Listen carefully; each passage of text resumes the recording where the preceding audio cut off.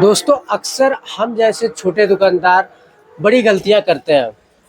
अगर 5 आदतें नहीं सुधारी तो ग्राहक और दुकान दोनों चला जाएगा। सबसे पहले सबसे पहला आता है दुकान में माल की कमी। मतलब कस्टमर आता है और कोई आइटम नहीं है, घूम के जाता है तो उसका बहुत बड़ा इम्पैक्ट होता है। क्योंकि आपके पास कस्टमर आया, आप वो आइटम नहीं रखे, घूम के जाएगा। तो ये सबसे ज़रूरी है और ख़ास करके जो रनिंग आइटम है, कहने का मतलब डेली बिकता है और ज़रूरी चीज़ें हैं, वो आपको रखना बहुत ज़रूरी होता है। मतलब पहले से ही आप ये देखिए कि कौन-सा माल ख़त्म होने वाला है, अभी 1-2 पीस 4 पीस हो तभी ऑर्डर रख लें। मतलब एक्स्ट्रा स्टॉक रखा करिए ताकि कस्टमर घूमने ना पाए। इसका बहुत बड़ा इम्पैक्ट पड़ता है और इसका नुकसान भी होता है। जो प्रॉफ़िट आपको मिलेगा वो मिलेगा ही नहीं, इसका नुकसान भी होता है। इसलिए हमेशा ज़रूरी स्टॉक इसलिए हमेशा ज़रूरी आइटम हमेशा स्टॉक में रखें। दूसरा आता है दुकान की पूंजी खर्च करना। मतलब ये कि जो आपने 5 लाख 10 लाख जो पूंजी लगाई है आपने, वो अगर आप पर्सनल चीज़ों में और इधर-उधर के चक्कर में अगर आप खर्चा कर देंगे, तो आप बहुत बड़े नुकसान में जाएँगे और आपके दुकान में दीमक लग जाएगा।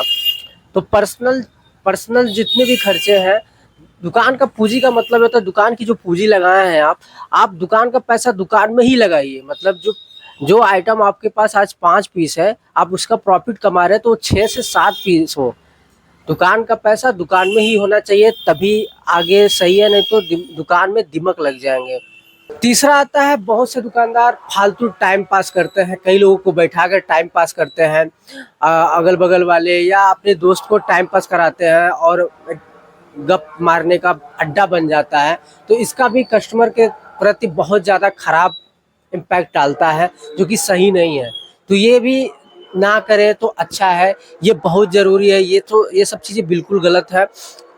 अपने दुकान पे हैं तो दुकान करिए, कस्टमर देखिए, कस्टमर पहले ज़रूरी है। बाकी आप दुकान बंद करने के बाद आप चाहे जो करें, जहाँ बैठे कोई मतलब नहीं है। इसका खराब असर रहता है कि कस्टमर जो आपके हैं वो धीरे-धीरे भाग जाते हैं। आपकी टाइमिंग अच्छी होनी चाहिए, 9 से 9 खोलना है तो 9 से 9 खोलिए, 10 से 10 खोलना है तो 10 से 10 खोलिए। मतलब एक टाइम फिक्स कर लीजिए।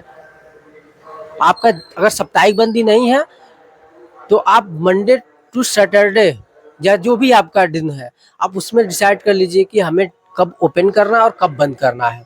ये सबसे ज़्यादा ज़रूरी है। फिर आते हैं 5वीं बात पे।